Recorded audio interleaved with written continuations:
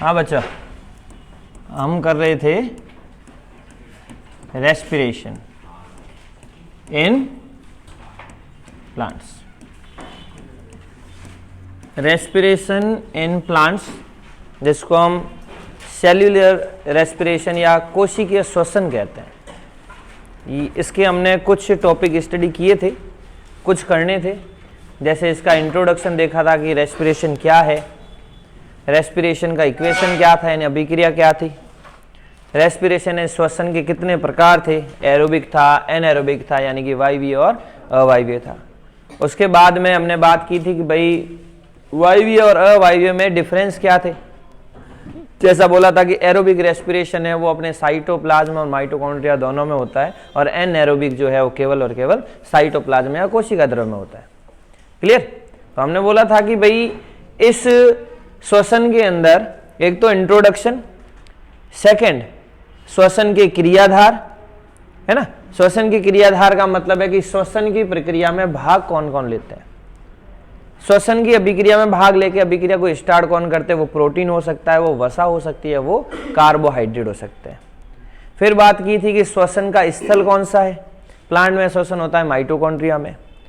फिर हमने बात की थी कि भाई इस रेस्पिरेशन यानी श्वसन की क्रियाविधि क्या है, मैकेनिज्म क्या है। ठीक है, आज हम देखेंगे मैकेनिज्म ऑफ, यानी कि श्वसन की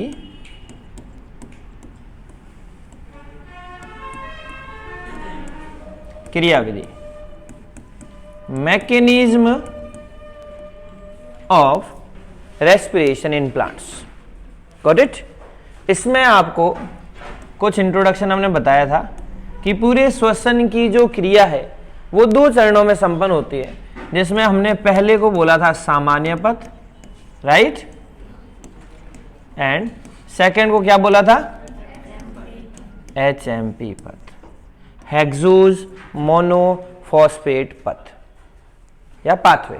इसमें से पहले हम इसके बारे में चर्चा करें कि भाई सामान्य पथ या जनरल पाथवे क्या होता है। सामान्य पथ जो है इसमें 4 चरण है। जैसा श्वसन की परिभाषा में बताया था, श्वसन क्या है, जटिल कार्बनिक पदार्थों का क्रमबद्ध विघटन। क्रमबद्ध विघटन का मतलब step by step, step by step का मतलब फर्स्ट स्टेप इसमें हम देखें ग्लाइकोलाइसिस, नाम से पता चल रहा है। लाइसिस का मतलब अपघटन होना, और अपघटन किसका होना, ग्लूकोज का। ग्लाइकोलाइसिस, इस ग्लाइकोलाइसिस से बनेगा क्या, यानी कि ग्लूकोज को अगर हम तोड़ें तो क्या बनेगा, क्या बनेगा, पायरुविक एसिड। सेकंड स्टेप, जैसा स्टेप बाय स्टेप था, इस पायरुविक एसिड का क्या होगा, ऑक्सीकारी विकार्बोक्सिलीकरण।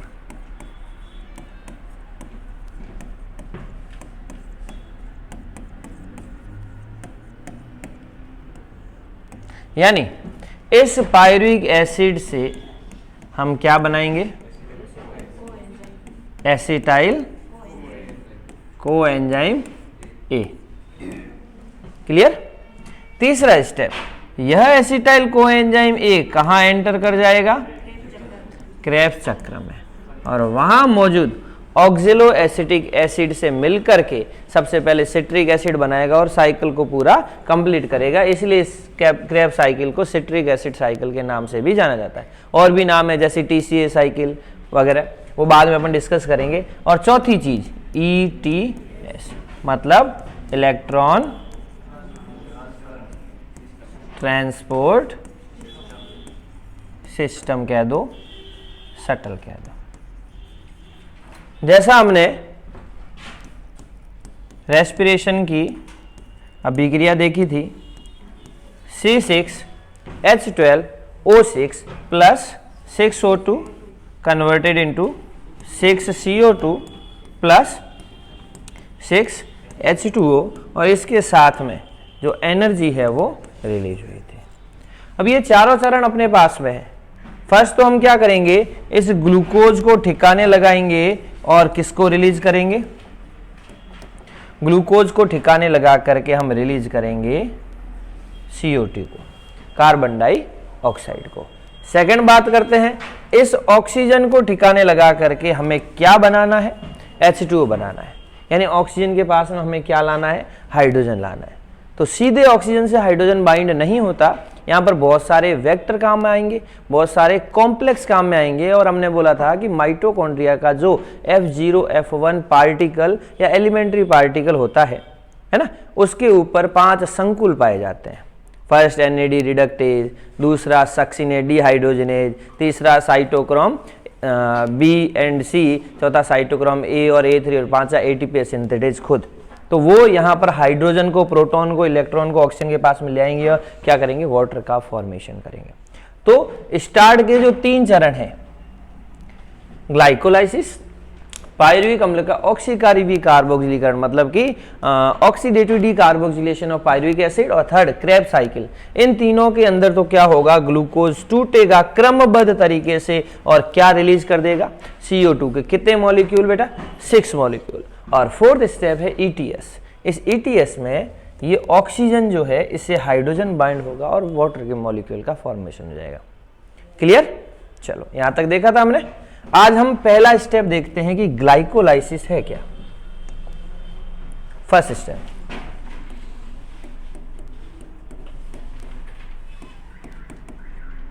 ग्लाइकोलाइसिस।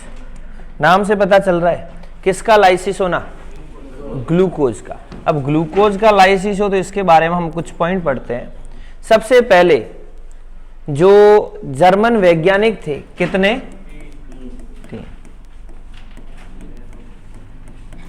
3 जर्मन वैज्ञानिकों के द्वारा इस ग्लाइकोलाइसिस को खोजा गया।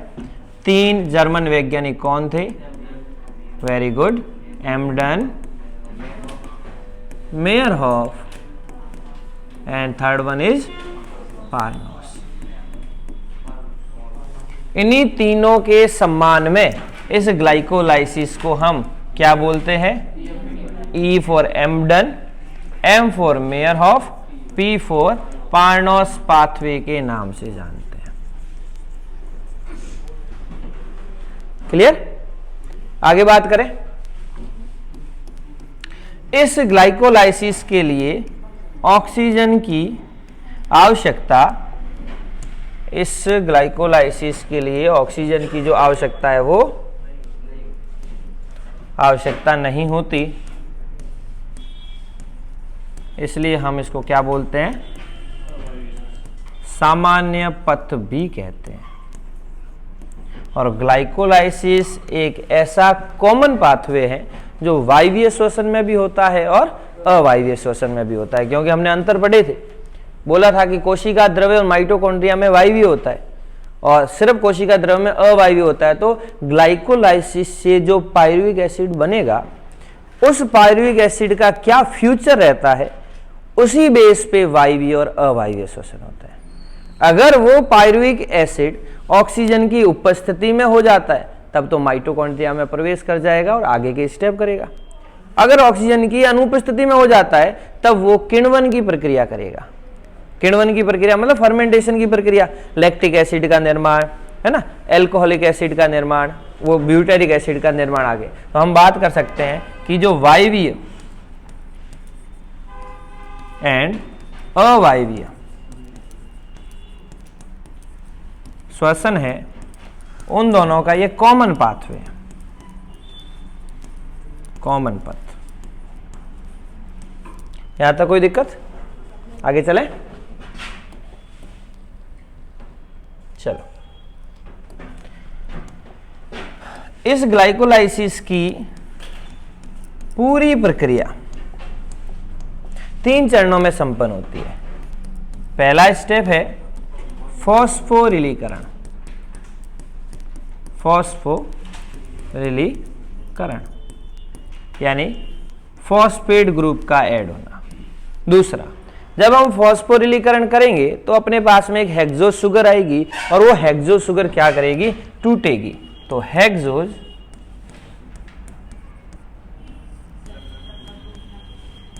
शर्करा का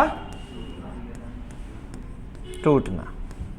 और जब हेक्सो शर्करा टूटेगी तो लास्ट में एक मॉलिक्यूल जिसका नाम है एक यौगिक जिसका नाम है पायरुविक एसिड, इसका क्या हो जाएगा?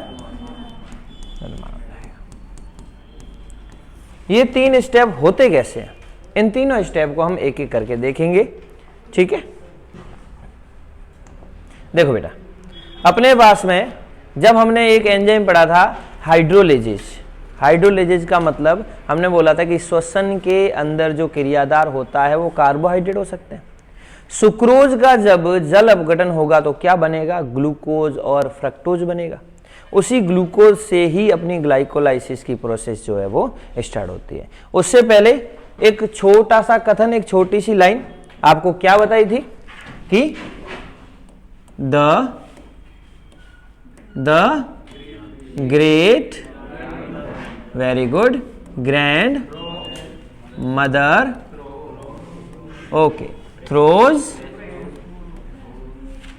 Fresh fruit dish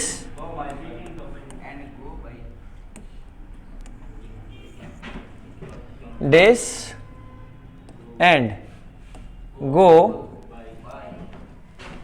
bye picking pumpkin, very good, to prepare.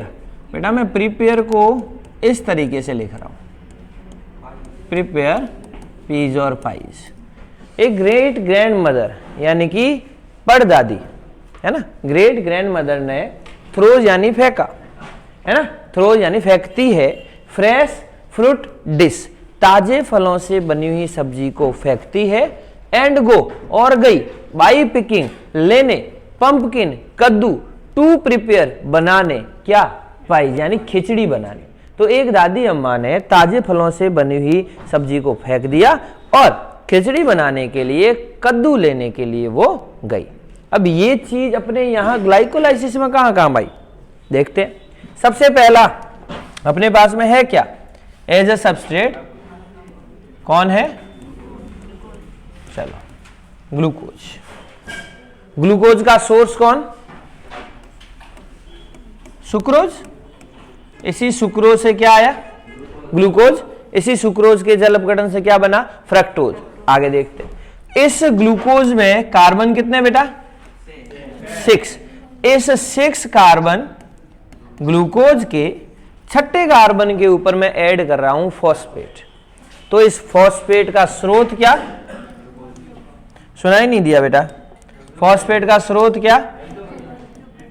अरे स्रोत एटीपी।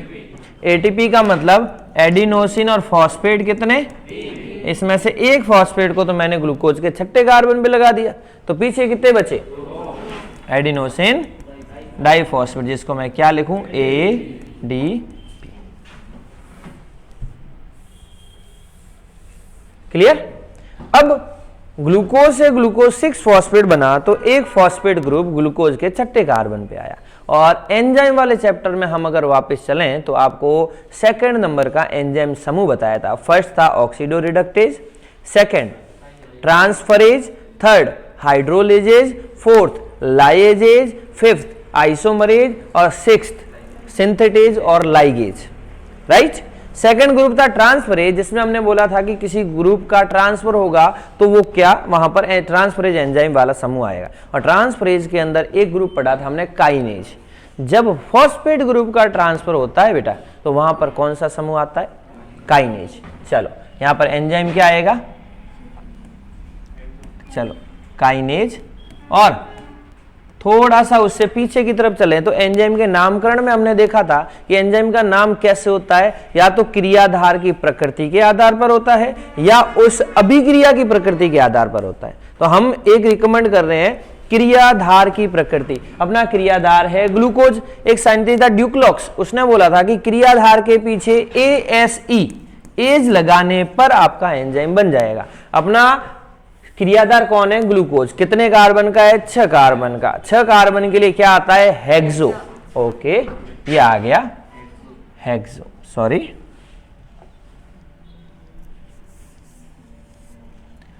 ये हेक्सो और काइनेज तो है ही, यहां तक कोई दिक्कत नहीं। अब एक और चीज कि थोड़ा और एंजाइम के चैप्टर में पीछे चलें तो हमने बताया था holo enzyme is equal to apo enzyme plus co factor. Holo enzyme means the total enzyme, apo enzyme means the protein part of the enzyme and co factor means the non proteinaceous part of that enzyme. मतलब अप्रोटीन घटक को हम बोलते हैं को factor. उसके कितने भाग थे? प्रोस्थेटिक समूह, को एंजाइम और सक्रियक। सक्रियक ने क्या काम किया था? यहां एक सक्रियक काम में आता है जिसका नाम है मैग्नीशियम प्लस 2। ये मैग्नीशियम प्लस 2 इस हेक्सोकाइनेज को इस ग्लूकोज से बांधे रखता है ताकि ये अभिक्रिया क्या हो सके? संपन्न हो सके, है ना। जैसे एक छोटी सी चीज कि भाई अपने सर है वो है हेक्सोकाइनेज, सॉरी सर है वो है मैग्नीशियम आयन, आप हो हेक्सोकाइनेज, ग्लूकोज है आपकी क्लास। अगर सर ऊपर निगरानी नहीं करे, मैनेजमेंट नहीं करे तो आप अपनी क्लास को छोड़ करके निकल जाते हो। अगर मैग्नीशियम आयन इसको बाइंड नहीं करे तो हेक्सोकाइनेज ग्लूकोज को छोड़ करके चला जाता है, समझने के तौर पे। क्लियर? पहला स्टेप आया। दूसरा, जैसा हमने अभी बात की कि ग्लूकोज कहां से आया? सुक्रोज से। ये सुक्रोज, एक तो ग्लूकोज आया, दूसरा क्या आया था? फ्रक्टोज, सॉरी फ्रक्टोज, ये फ्रक्टोज। अब अपने पास में है ग्लूकोज 6 फॉस्फेट। इस ग्लूकोज 6 फॉस्फेट ये चरण आगे बढ़ाने के लिए हम क्या करेंगे कि इस फ्रक्टोज के छठे कार्बन पे भी क्या ऐड कर देंगे? फॉस्फेट। क्यों? क्योंकि ग्लूकोज 6 फॉस्फेट तो अपने पास में ऑलरेडी है। इस ग्लूकोज 6 फॉस्फेट का एक आइसोमर है। आइसोमर मतलब दोनों एक दूसरे की, इनकी जो संरचना मतलब अणुसूत्र होगा वो तो समान होगा, संरचना में कुछ चेंज आ जाएगा। और जहां संरचना एक जैसी, सॉरी संरचना अलग हो लेकिन अणुसूत्र एक जैसे हो, दोनों एक दूसरे के आइसोमर हो। छोटा सा एग्जांपल बताया था प्रोपेन और आइसोप्रोपेन। क्या हुआ था? प्रोपेन में इस तरफ के CH3 को उठा करके मैं नीचे की तरफ लाया था, संरचना ही चेंज की है, बाकी अणुसूत्र तो वही रहेगा, मॉलिक्यूलर जो फॉर्मूला वही रहेगा। तो यहां पर एंजाइम कौन सा आ जाएगा बेटा? आइसोमरेज। कौन सा आइसोमरेज? फॉस्फो ग्लूको आइसोमरेज या फॉस्फो हेक्सो आइसोमरेज। ये फॉस्फो ग्लूको आइसो। यहां तक कोई दिक्कत? आगे चलते हैं। इस फ्रक्टोज में एक पहली पोजीशन, एक छठी पोजीशन। छठी पोजीशन को तो हमने बिल्कुल बांध दिया। अब हमारे पास में एक पहली पोजीशन है। पहली पोजीशन का क्या नाम? फ्रक्टोज 1। और उस पहले कार्बन के ऊपर भी मैं क्या ऐड कर रहा हूं? फॉस्फेट ऐड कर रहा हूं। तो अपने पास में प्रोडक्ट क्या आया? Fructose 1,6 diphosphate. 6th पोजीशन पे तो है ही, पहले पोजीशन पे और ऐड कर लिया। ये फॉस्फेट आया कहां से? वही सेम चीज, एटीपी से। और एटीपी क्या रह गया? किसकी उपस्थिति में? काइनेज की उपस्थिति में। एंजाइम क्या हो जाएगा? Phospho, very good, fructo kinase, phospho fructo kinase, जिसको हम PFK भी बोलते हैं। एक PFK, one of the important enzyme of the glycolysis, right. देखेंगे कहां ये काम में आता है। पहला स्टेप फॉस्फोरिलीकरण यहां कंप्लीट हो जाता है, जिसमें हमने फॉस्फेट ग्रुप को क्या किया? ऐड किया। क्लियर? सेकंड स्टेप, इस फ्रक्टोज 1,6 डाइफॉस्फेट मतलब कि एक हेक्सो शुगर बन गई। इस हेक्सो शुगर को हमें अब तोड़ना है। क्या करना है? तोड़ना है। तोड़ देते हैं। ये फ्रक्टोज 1,6 डाइफॉस्फेट दो चीजों में टूट जाता है। कितने कार्बन का है? 6 कार्बन का है। तो अगर टूटेगा तो 3-3 कार्बन के 2 यौगिक बनेंगे। एक तो बनेगा 3DHAP और दूसरा बनेगा 3PGAL। फुल फॉर्म देखें तो डाई हाइड्रोक्सी एसीटोन फॉस्फेट।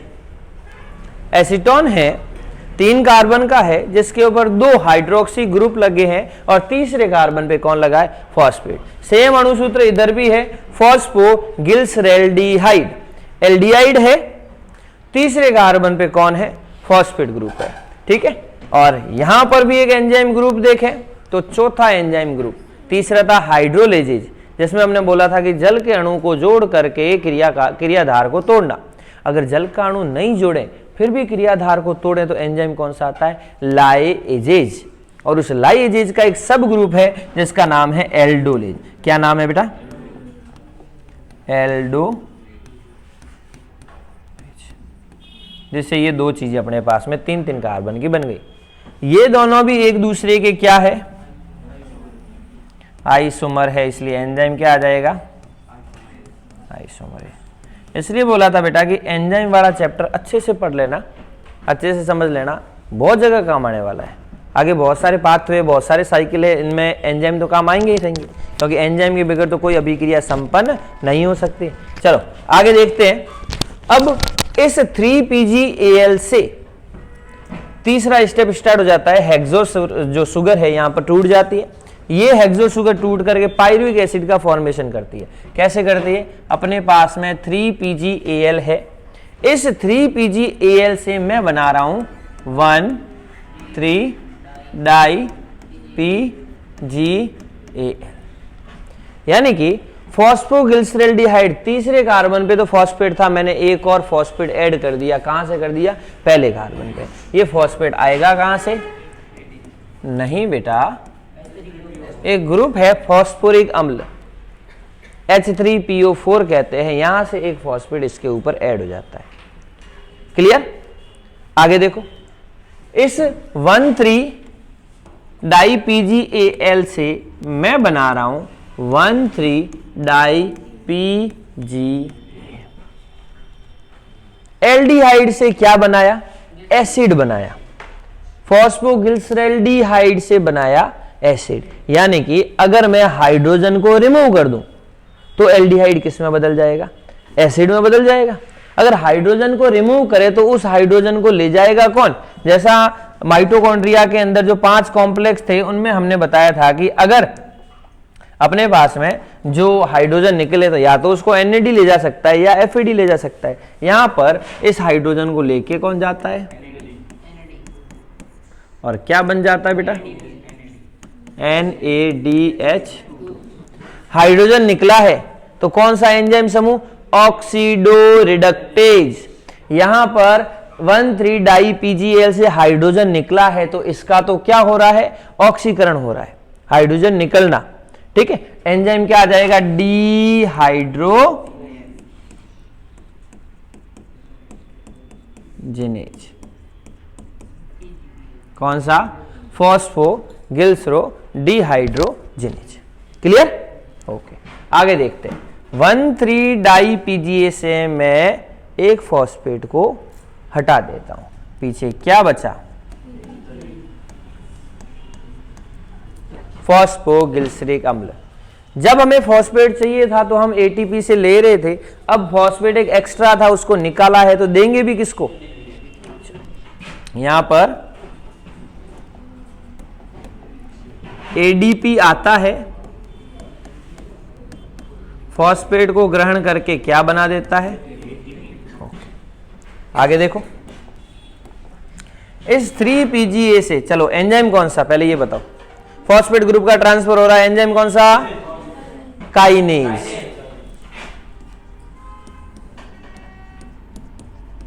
कौन सा काइनेज, फॉस्फोगिल्सरोकाइनेज। आगे देखो, 3PgA से मैंने क्या बनाया, यानी तीसरे कार्बन पर जो फॉस्फेट था वो कहां चला गया, दूसरे कार्बन पर, अचानक से दूसरे कार्बन पर। और एक छोटा सा समझने के हिसाब से कि अचानक होने वाले परिवर्तन इंग्लिश में म्यूटेशन, तो उस हिसाब से आप याद रख सकते हो एंजाइम कौन सा, म्यूटेज। कोई दिक्कत, आगे चलते हैं।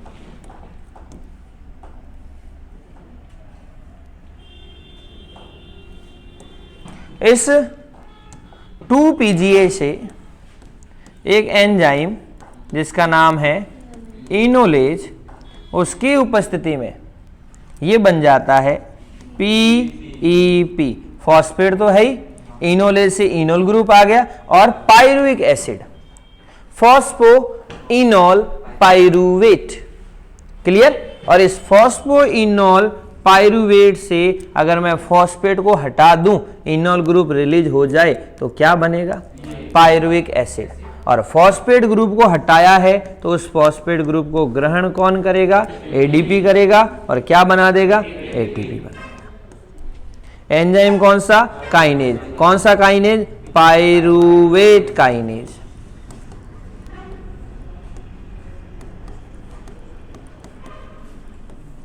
किसकी उपस्थिति में, मैग्नीशियम आयन की उपस्थिति में। चीज समझ में आई। अब ये 3PgAl पूरा, यहां पर स्टेप की तो कहां गई, अच्छा ठीक है, ओके। ये 3PgAl जो है वो पूरा का पूरा क्या करता है, इस एक पायरुविक एसिड का निर्माण करता है। वही चीज DHAP भी करता है और पायरुविक एसिड का निर्माण करता है। तो हम कह सकते हैं पायरुविक एसिड के कितने मॉलिक्यूल बने, यहां से 2 मॉलिक्यूल बने, तो यहां NADB कितने यूज करेंगे, बनेंगे भी कितने, ADP भी कितने चाहिएंगे, ATP कितने बनेंगे, यहां पर भी ADP कितने चाहिएंगे, और ATP कितने बनेंगे, 2 अणु ATP। चीज समझ में आई। अब एक बार उन दादी के पास में चलते हैं, है ना। जिस चीज को हाईलाइट करूं वो हमें ध्यान रखना है, जिस चीज को हाईलाइट नहीं करूं वो हमें बिल्कुल भी ध्यान नहीं रखना है। देखो, द ग्रेट, द को छोड़ो, ग्रेट ग्रैंड मदर को छोड़िए, थ्रोज को छोड़िए, बाकी सारी चीजें अपने काम में आने वाली है, और यहां पर 2 को छोड़ दो बस। देखो बेटा, glucose, the great grand mother को छोड़ो, थ्रोज को छोड़ो, fresh fruit dish and go, DHAP and glyceraldehyde, फॉस्फोगिल से फॉस्फेट तो ग्रुप है, dish and go. By, by का मतलब डाई, बाई पिकिंग, 2 बार, फर्स्ट बार सेकंड बार, by picking pumpkin to prepare, इसीलिए मैंने इसमें EP को कैपिटल लिखा था। देखो PEP, प्रिपेयर पाइज। वापस रिपीट करते हैं, the great grand mother throws fresh fruit dish and go by, 1 और 1 2, by picking pumpkin to prepare peas और पाइज। समझ में आया, ओके। ये अपना ग्लाइकोलाइसिस पहला स्टेप है ना। ग्लूकोज का लाइसिस हुआ, हमने क्या बोला था, ग्लूकोज को लाइसिस करके CO2 को निकालेंगे, लेकिन इस पूरे चरण में CO2 कहीं नहीं निकल रही है, यानी कि हमें आगे वाले स्टेप करने पड़ेंगे तब CO2 रिलीज होगी। Got it. चलो, इस ग्लाइकोलाइसिस को लिखा हुआ है आपके, आगे चले, ठीक है।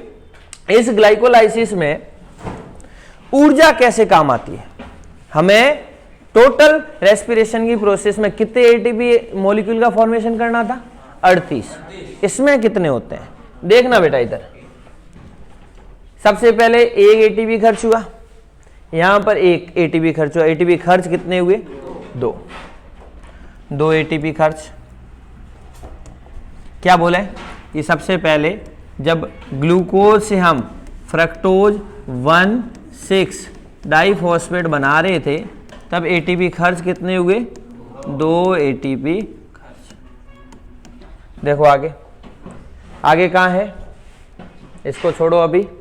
जब हमने 1,3 डाई PGA से 3 PGA बनाए तो 2 ATP बने, आगे चल करके पायरुविक एसिड बनाए तो भी 2 ATP बने, तो ATP बने कितने, देखो इधर। जब हमने 1,3 डाई PGA से पायरुविक एसिड का फॉर्मेशन किया तो ATP बने कितने,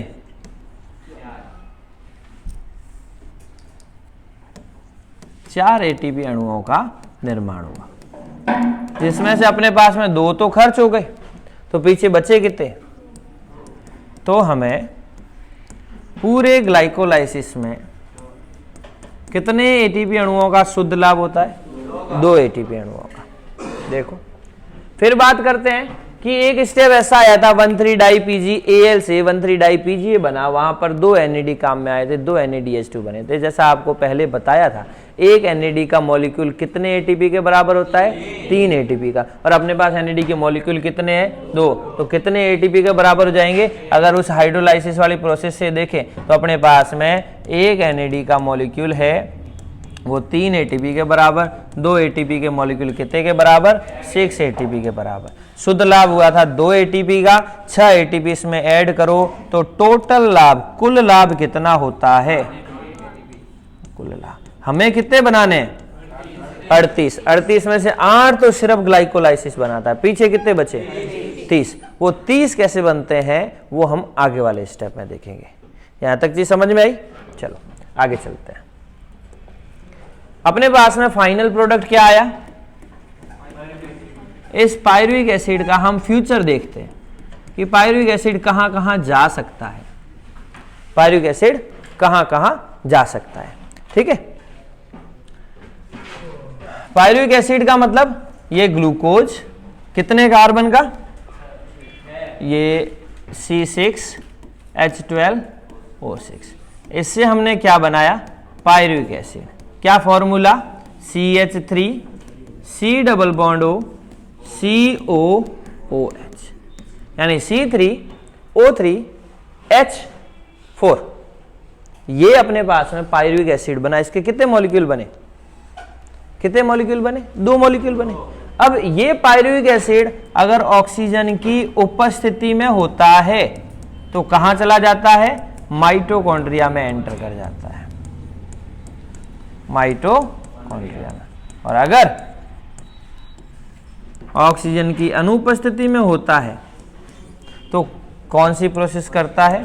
किण्वन की प्रोसेस करता है। अगर ऑक्सीजन की अनुपस्थिति में है तो ये कोशिका द्रव्य में ही रहता है, और अगर ऑक्सीजन की उपस्थिति में है तो ये माइटोकॉन्ड्रिया में चला जाता है, और वहां पर आगे के स्टेप जो है वो ऑक्सीकारी विकार्बोक्सिलीकरण और क्रेब चक्र वाली प्रक्रिया जो है वो संपन्न करता है। जैसा हमने बताया था, ग्लाइकोलाइसिस होता कहाँ है? कोशिका द्रव्य में। अगर ऑक्सीजन की अनुपस्थिति है तो वो वहां पर ही पड़ा रहेगा, और अगर ऑक्सीजन मिल जाती है तो वो कहां चला जाएगा? पायरुविक एसिड ट्रांसलोकेट होकर के, स्थानांतरित होकर के माइटोकॉन्ड्रिया में चला जाता है। इस किण्वन की प्रोसेस को हम पढ़ेंगे बाद में, अभी हम कंटिन्यू अपने स्टेप है उन्हीं को जारी रखते हैं। क्लियर? देखो अब अपने पास में है second step, oxidative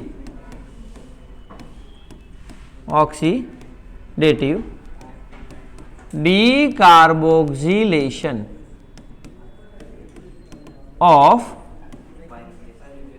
pyruvic. Clear? Oxidative decarboxylation मतलब जो पायरुविक एसिड था वो एंटर कहां कर गया?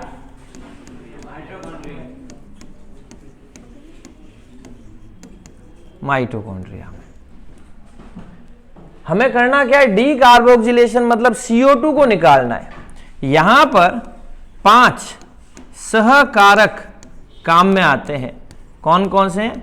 अपने अकॉर्डिंग टू NCERT 5 नहीं है, कितने हैं बताते हैं। सबसे पहला आता है TPP। TPP का क्या नाम है? Thiamine pyrophosphate.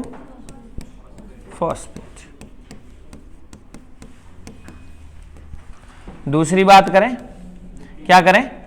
Lipoic acid. तीसरा कोएंजाइम ए। चौथा NAD। और पांचवा Mg+। ये 5 सहकारक है जो अपने इस oxidative decarboxylation of pyruvic acid वाले चरण में काम में आते हैं। देखते हैं क्या होता है।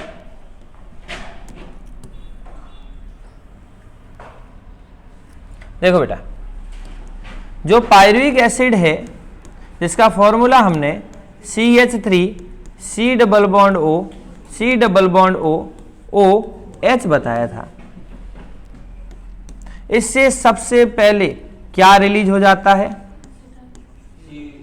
CO2। स्टेप का नाम ही डीकार्बोक्सिलेशन है, इसलिए CO2 जो है यहां से रिलीज हो जाता है और अपने पास में एक चीज बचती है CH3 C double bond OH। CH3CHO क्या कहते हो, एसिड एल्डिहाइड। क्लियर। इस एसिड एल्डिहाइड के पास साथ में सबसे पहले थायमीन पायरोफॉस्फेट आकर के जुड़ता है। थायमीन पायरोफॉस्फेट आकर के जुड़ते ही TPP एसीटेट का एक संकुल बनता है। संकुल बनने के बाद में लिपोइक एसिड आता है, सेकेंड जो कोफैक्टर है वो लिपोइक एसिड इससे जुड़ता है। तीसरा कोएंजाइम ए आ जाता है और अपने पास में एक उत्पाद बनता है जिसका नाम है acetyl coenzyme A. Lipoic acid वापस जो है वो ऑक्सीडाइज हो जाता है, तब वहां पर हाइड्रोजन निकलेगा। ऑक्सीडाइज मतलब ऑक्सीकरण होना। हाइड्रोजन निकलेगा तो उसको कौन ग्रहण करेगा, NAD करेगा और NADH2 बन जाएगा। किस एंजाइम की उपस्थिति में, डीहाइड्रोजनेज। पहला तो CO2 निकला तो हम कहेंगे डी कार्बोक्सिलेज एंजाइम की उपस्थिति में कार्बोक्सिलीकरण हो रहा है। अभिक्रिया के आधार पर पीछे एज लगा दो, है ना, कार्बोक्सिलेज, और अपने यहां पर CO2 का ग्रुप वो है निकल रहा है, निकलेगा तो डी कार्बोक्सिलेज। चलो इसका मैं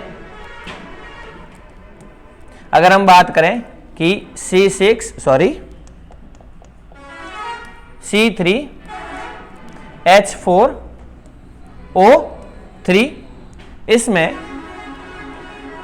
क्या ऐड किया, NAD, क्या बना, NADH2, और पायरुविक एसिड के कितने मॉलिक्यूल होते हैं, Mg+2 की उपस्थिति में एंजाइम कौन सा, एंजाइम बोलेंगे पायरुवेट डीहाइड्रोजिनेज, पायरुवेट डीहाइड्रोजिनेज।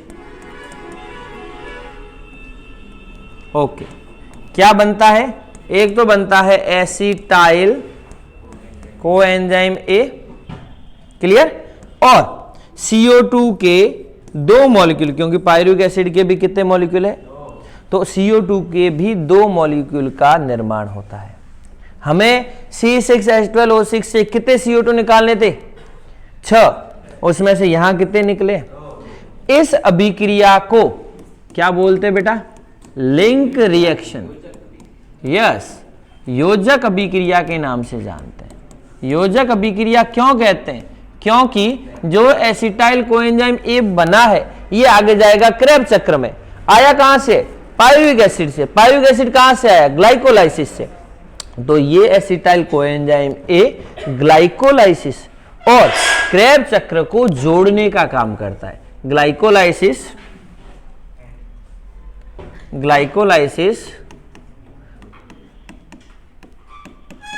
और क्रेब चक्र को जोड़ने का काम करता है।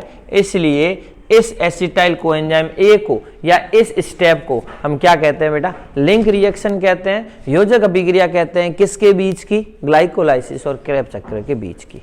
चीज समझ में आई। इस स्टेप में देखें तो अपने पास में NAD के कितने अणु है, 2। एक NAD का अणु कितने ATP के बराबर, 3। 2 कितने के बराबर, 6। तो यहां पर भी 6 ATP अणुओं का निर्माण होता है। पहले 8 थे, अब 6 थे। 8 और 6 कितने हो गए, 14, यानी कि 14 ATP अणु बन गए। 38 में से 14 गए, पीछे कितने बचे, 24। 24 ATP अणु हम क्रेब चक्र के अंदर बनाएंगे। चीज समझ में आई। चले क्रेब चक्र वाले स्टेप पे देखो बेटा। तीसरा स्टेप, इसकी लैंग्वेज बेटा यही है लैंग्वेज। 5 सहकारक काम में आए, माइटोकॉन्ड्रिया में प्रवेश किया, तब क्या हुआ, पायरुविक एसिड जो है वो इन 5 सहकारकों की उपस्थिति में एसिटाइल कोएंजाइम ए की उपस्थिति एसिटाइल कोएंजाइम ए बना देता है। यही एसिटाइल कोएंजाइम ए आगे चल करके किस में एंटर कर जाएगा, एसिटाइल कोएंजाइम ए जो है वो आगे चल करके एंटर कर जाएगा क्रेब चक्र के अंदर। क्लियर। तीसरा स्टेप,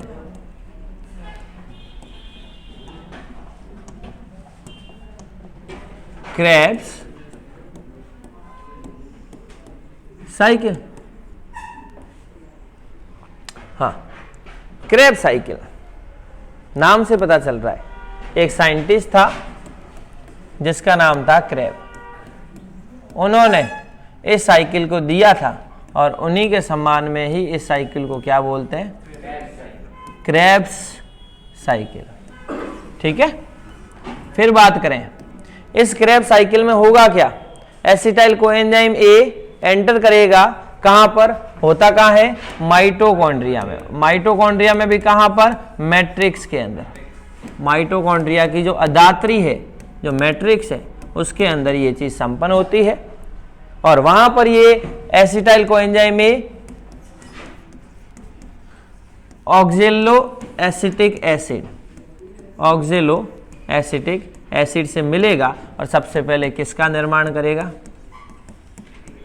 सिट्रिक अम्ल का निर्माण करेगा।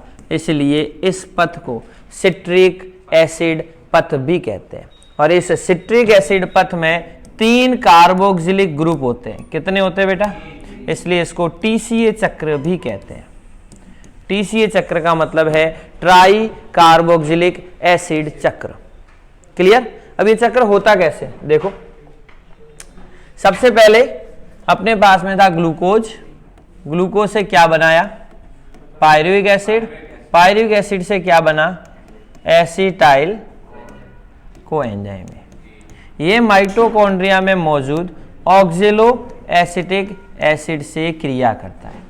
क्रिया करके सबसे पहले क्या बनाता है? Citric acid.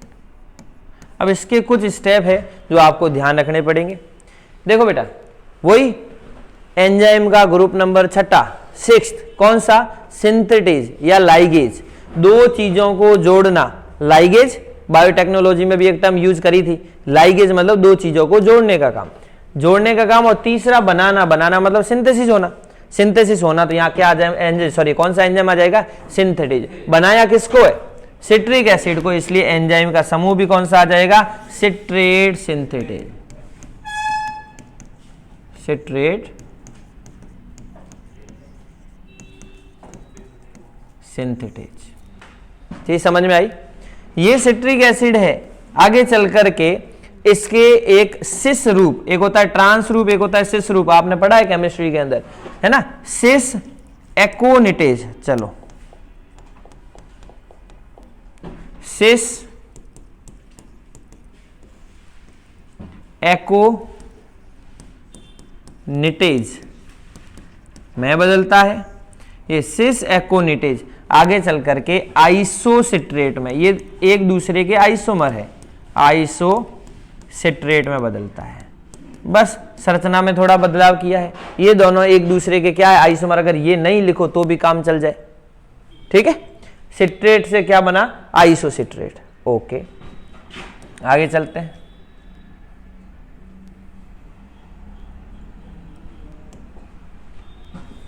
आगे क्या बना?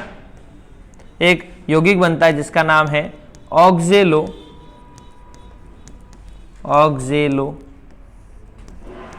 सक्सिनिक अम्ल।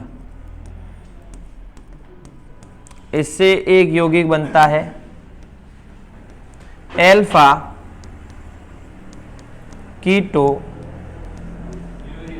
ग्लूटेरिक अम्ल। आगे सक्सिनिल। बेटा ये एक ट्रिक बताएंगे जिसे याद हो जाएंगे।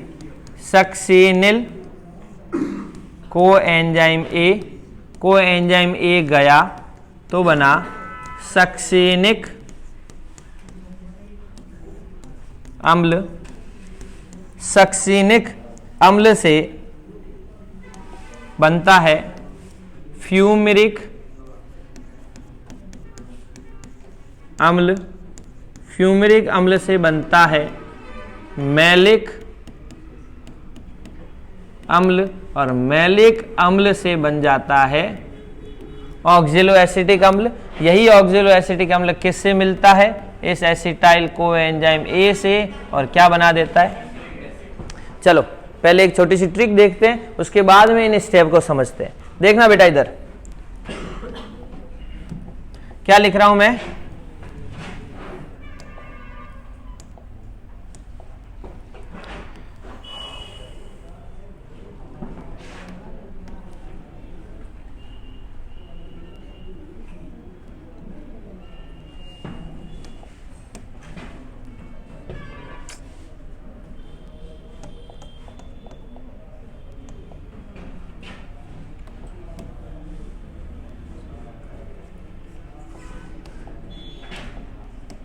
हाँ बेटा, अब देखो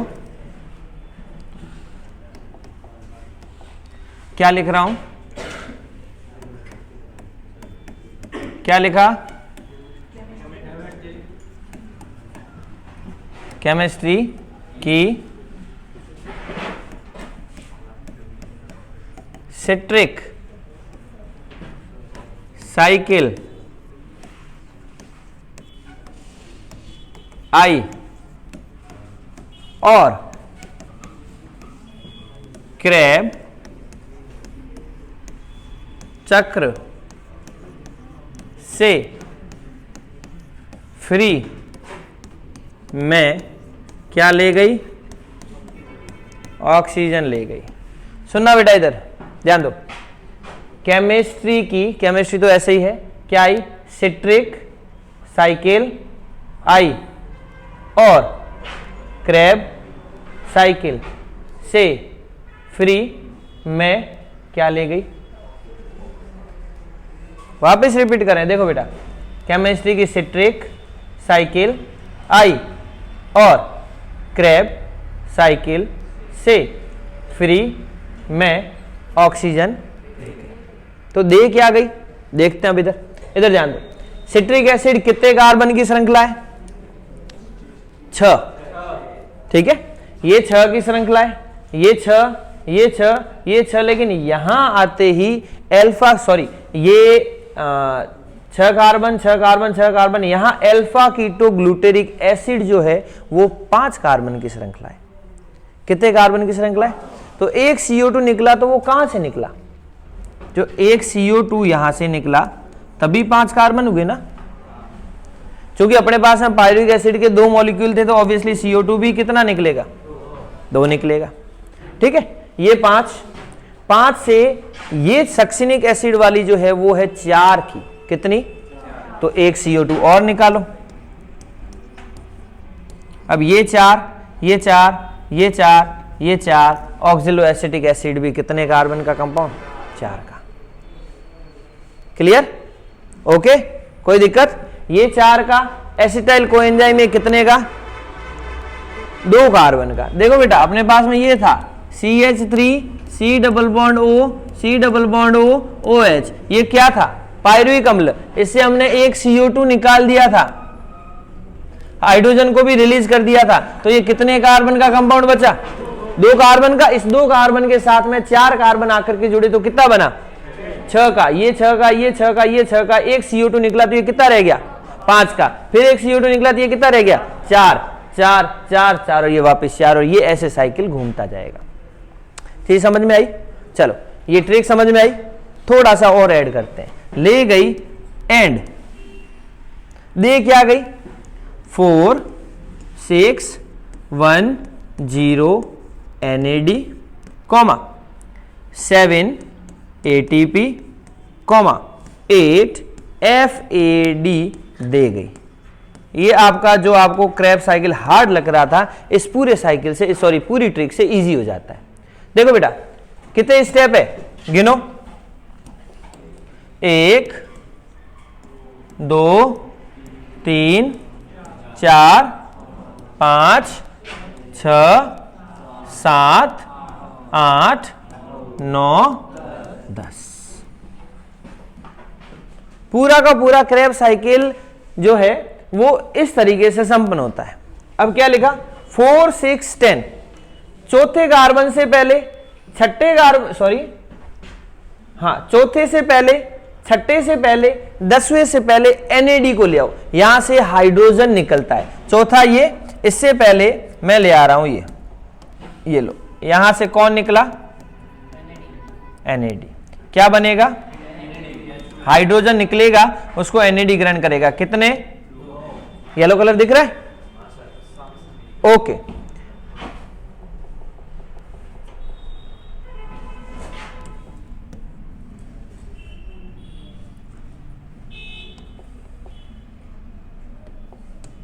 यहां से 2 NAD आए और क्या बनाया, 2 NADH2, 4 से पहले वाला NAD हो गया, 5 को छोड़ो, ठीक है, 6 से जस्ट पहले, यानी कि यहां से भी हाइड्रोजन निकलता है, उसको कौन ग्रहण करेगा, 2 NAD करेंगे और क्या बना देंगे, 2 NADH2 बना देंगे।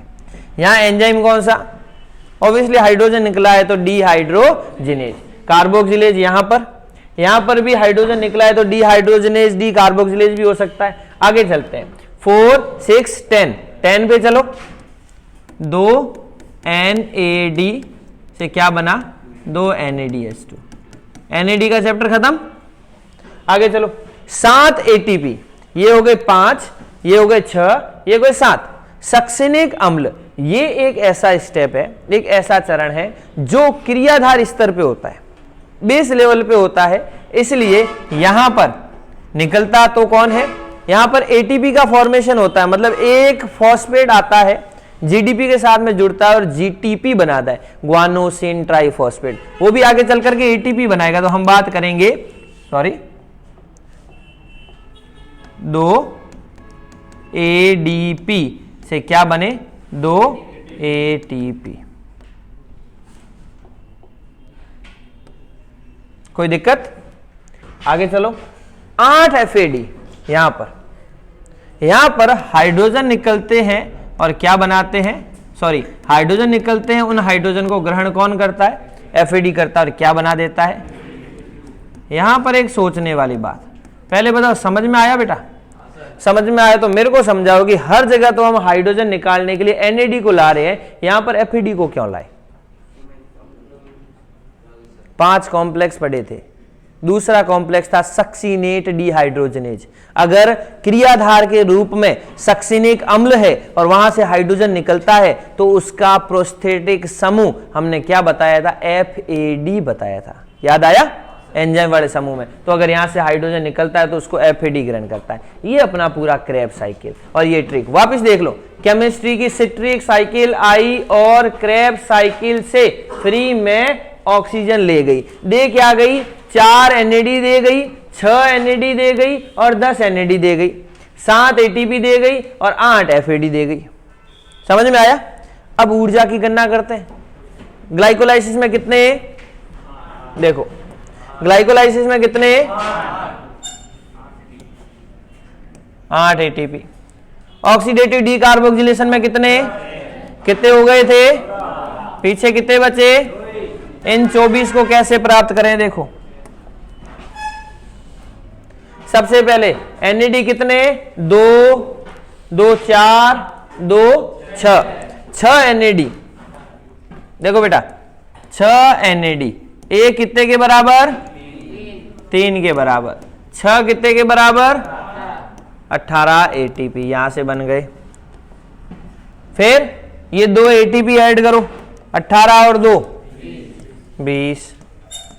फिर यहां 2 FAD है, एक FAD का मॉलिक्यूल 2 ATP के बराबर होता है, तो 2 FAD के मॉलिक्यूल कितने के बराबर हो गए, तो यहां बात करें 2 FAD into 2 is equal to 4 ATP। कितने बन गए, 18 और 2 20 और 4 24, ये हो गए, 14 पहले थे, टोटल कितना हो गया।